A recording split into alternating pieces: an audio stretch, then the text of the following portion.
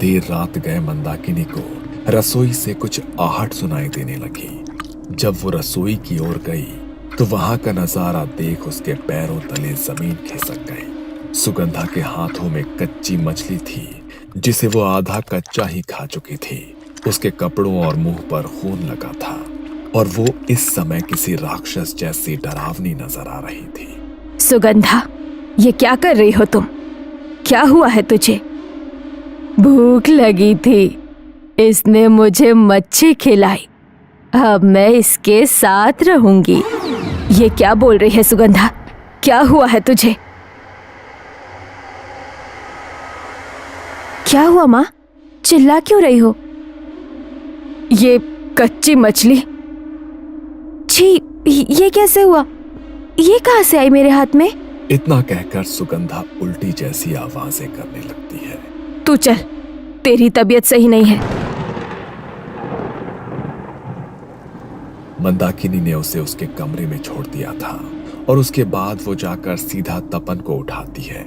सुनिए, कुछ ठीक नहीं लग रहा है। सुगंधा कच्ची मछली खा रही थी। उसकी वो आंखें, आवाज, वो सब मेरे मन का वहम नहीं हो सकता। सुबह देखते हैं। अभी रात को हम लोग क्या कर सकते हैं? कहाँ जाएंगे? किसी तरह बस रात बिताओ। ठीक है। इंद्राणी और सुगंधा का कमरा पास पास था। देर रात गए इंद्राणी को अपने कमरे के दरवाजे पर जोर जोर से दस्तक सुनाई देने लगती है। कौन है? आमाके आरोमाचाई, तू आती है या नहीं?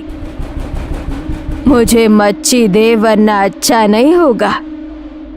सुगंधा की डरावनी आवाजें सुनकर इंद्राणी बुरी तरह से घबरा गई थी। सुगंधा के बार बार कहने पर भी इंद्राणी दरवाजा नहीं खोलती है। काफी देर तक उठापटक और दरवाजा पीटने के बाद अचानक सब कुछ शांत हो गया था। अगली सुबह मंदाकिनी की चीख से इंद्राणी की नींद टूटती है। घर के बाहर कई जानवरों के शरीर के टुकड़े बिखरे दिखाई दे रहे थे और सुगंधा अपने कमरे में बिस्तर के नीचे बेहोश पड़ी हुई थी। ये सब संयोग या हमारे मन का वहम नहीं हो सकता। आप भुवन को बुलाइए, उसे जरूर कुछ तो पता है। वो उस दिन कुछ कहने की कोशिश कर रहा था लेकिन मैंने ही चुप करा दिया। थोड़ी देर में भुवन घर पहुंच गया था। बीती रात की कहानी सुनने के बाद उसके माथे पर पसीना आ गया था। ये सब वही है जो आप समझ रहे हैं। इस नदी के आसपास एक मैछो भूत का साया है, इसलिए गांव के लोग इस हवेली या नदी के आसपास नजर नहीं आते हैं। मैंने आपको सावधान करना चाहा था लेकिन मेम साहब नाराज होने लगी थी तो मैंने बात बदल दी। मुझे बस ये बताओ, अब क्या होगा? कैसे सब सही होगा? मेरी बच्ची, उसे ठीक कर दो बस। एक बार कोई उसे मछली खिला देता है तो उसकी भूख बढ़ती ही जाती है। ये सब बहुत बड़ी अनहोनी की शुरुआत है। वो किसी को नहीं छोड़ता। हाँ, मेरे बस से बाहर की बात है ये। कुछ तो उपाय होगा। एक व्यक्ति है, मैं कोशिश करता हूँ उसे बुलाने की। मुझे लौटने में शायद थोड़ा वक्त लगेगा। आप लोग अपना ख्याल रखना। पूरा दिन बीत गया था। रात घिर आई थी। भुवन अभी भी न लौटा था। इधर पूरा परिवार बेचैन होकर किसी तरह समय काट रहा था। सुगंधा पूरे दिन से बिस्तर पर ऐसे लेटी थी जैसे शरीर में जान ही न बची हो। रात हो गई है, कब तक ऐसे बैठे रहेंगे? मैं इसके कमरे में रुकती हूँ, आप लोग जाकर सो जाओ। नहीं, इसके कमरे में रुकना सही नहीं है। कहीं रात को इसने तुम्हें नुकसान पहुंचाया तो? इसका कमरा बाहर से बंद कर दो और चलो यहाँ से।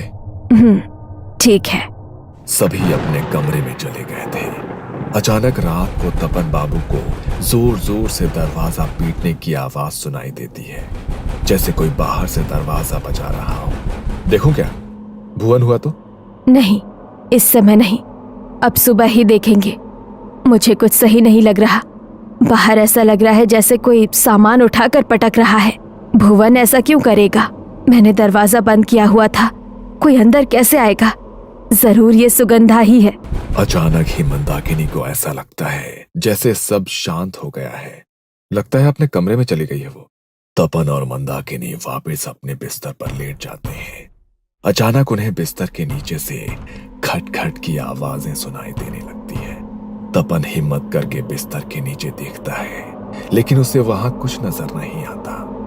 एक बार फिर सब शांत हो गया था। कुछ देर बाद जैसे ही वो अपनी आंखें बंद करते हैं, अचानक कमरे की खिड़की पर खटखट होने लगती है और तेज आवाज के साथ वो खिड़की खुल जाती है। पूरी रात यही आंख मिचौली चलती रही थी।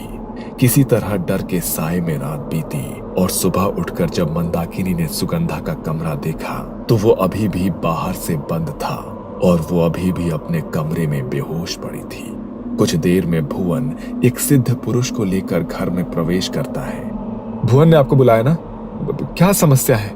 समस्या तो हम खुद ही भाप लेते हैं। तुम लोग सब बाहर जाकर बैठ जाओ, मुझे कुछ तंत्र क्रिया करनी है, उसके बाद उस लड़की को लेकर यहाँ आना। इसके बाद बाबा अकेले में कुछ मंत्र पढ़ने लगते हैं। माँ, मैं जरा पानी पी कर आती हूँ, बहुत प्यास लगी है। अरे बेटा, इस समय तू जा कहाँ रही है? बाद में पी लेना पानी। यू अचानक से बेचैन नजर आने लगी है। सुगंधा के लिए परेशान है ना? परेशान मत हो, हमारी सुगंधा बिल्कुल ठीक हो जाएगी, भरोसा रख। माँ की बात का जवाब दिए बगैर इंद्राणी रसोई की ओर चली जाती है।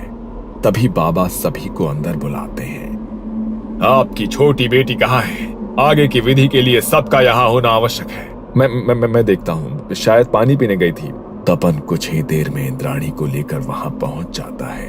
बाबा कुछ देर तक सुगंधा पर झाड़ फूंक करते हैं और फिर एक लोहे की कील को 7 बार सुगंधा के ऊपर से घुमा देते हैं। आप लोग बारी बारी से आइए, मैं सबके ऊपर से ये तंत्र करूंगा, इससे आपके आसपास से बुरी शक्तियां दूर हो जाएंगी। जैसे ही बाबा इंद्राणी के चारों ओर कील को घुमाने लगते हैं, इंद्राणी की आंखें लाल होकर चमकने लगती है और वो बुरी तरह से हांफने लगती है। तू मुझे भगाएगा पंडित? जा, चला जा, नहीं तो पहले तेरा ही खून पी लूंगी। पकड़िए इसे जल्दी, यही है वो। हाँ। तपन और भुवन उसे कसकर पकड़ लेते हैं, लेकिन इंद्राणी उन्हें उठाकर दूर फेंक देती है। अचानक ही जैसे 10 आदमियों की ताकत उसके भीतर आ गई थी। बाबा ने साथ लाई हुई भभूत उसके माथे पर मली और फिर उसे रस्सियों में जकड़ दिया। लेकिन ये सब हो क्या रहा है? वो भूत तो सुगंधा के अंदर था, फिर ये इंद्राणी ने तुम्हें जो कहानी सुनाई वो आधी अधूरी थी। उस रात को जब सुगंधा ने आकर उसका दरवाजा खटखटाया तो इसने दरवाजा खोल दिया और फिर वो मेछो भूत सुगंधा से इसके शरीर में प्रवेश कर गया। बाहर वो जानवरों की अधखाई लाश आपने देखी, उन्हें भी इंद्राणी ने ही खाया है। और पिछली रात जो आपके साथ घटनाएं घटी वो सब इसी के कारण हुई, क्योंकि सुगंधा को तो आपने उसके कमरे में बंद कर दिया था। गनीमत रही कि आप लोगों ने दरवाजा नहीं खोला, वरना कुछ भी अनहोनी हो सकती थी। नहीं, ये सच नहीं है। इंद्राणी तो अभी कुछ देर पहले तक ठीक थी। मुझे लगता है इन बाबा ने कोई टोटका कर दिया मेरी बच्ची पर। पता नहीं ये सब क्या हो गया मेरे बच्चों को। ठहरो, मैं साबित करता हूँ। बाबा ने कुछ मंत्र पढ़े और एक लौंग इंद्राणी की जीभ पर रखकर उसका मुंह बंद कर दिया। कुछ ही देर में इंद्राणी ने उल्टी करना शुरू कर दिया, जिसमें जानवरों के शरीर के टुकड़े दिखाई दे रहे थे। अब यकीन हुआ, जब मैंने कील से उतारा करने की कोशिश की तो सुगंधा ने कोई प्रतिक्रिया नहीं दी। मैं तभी समझ गया था कि उसने शरीर बदल लिया है। ये बहुत शक्तिशाली आत्मा है। अगर 24 घंटे के अंदर सुगंधा को मदद ना मिलती तो उसकी मौत हो जाती और वो इंद्राणी के शरीर में रहकर अपना कहर जारी रखती। हर गुजरते पल के साथ उसकी शक्तियां बढ़ती जा रही हैं। पूरे परिवार का विनाश करने आई है वो। कोई नहीं बचेगा इस परिवार से। आप ही बताइए, हम काम करें तो क्या करें? ये मकान क्या मैं नौकरी छोड़ दूं? मैं नौकरी छोड़ दूंगा। बस किसी तरह से मेरे परिवार को बचा लीजिए प्लीज। नदी किनारे हमें तंत्र करना होगा। ये जहां से आई है इसे वहीं लौटना होगा। बस यही एकमात्र उपाय है। आप लोग ताजी मछली मंगवा लीजिए। बाबा ने तंत्र की पूरी विधि शुरू कर दी थी। परिवार के सभी लोगों को अभिमंत्रित करके धागा पहनाने के बाद उन्होंने नदी किनारे रेत पर बैठकर 4 बांस सामने रखे और अपने मंत्रों की शक्ति से उन्हें जागृत करने के बाद घर के चारों दिशा में गाड़ने के लिए दे दिया। भुवन ने जाकर घर के चारों ओर बांस गाड़ दिए थे। अब बस एक बार उसे इंद्राणी के शरीर से बाहर निकलना है। आपका घर अब सुरक्षित है। वो चाहकर भी उसमें प्रवेश नहीं कर सकता। आप सभी को घर के अंदर रहना है। बस इंद्राणी को यहाँ कुर्सी सहित मजबूती से बांध दो। सभी लोग घर के अंदर चले गए थे। बाबा ने एक रक्षा सूत्र लेकर इंद्राणी के चारों ओर लपेट दिया और उसके बाद हवन कुंड से कुछ कुछ दूरी पर मछली को रखते हुए नदी के अंदर की ओर रास्ता बना दिया। बाबा ने मंत्र पढ़ने शुरू कर दिए थे, जिसे सुनकर इंद्राणी बुरी तरह से छटपटा रही थी। मुझे मछली चाहिए, मुझे मछली ला कर दे।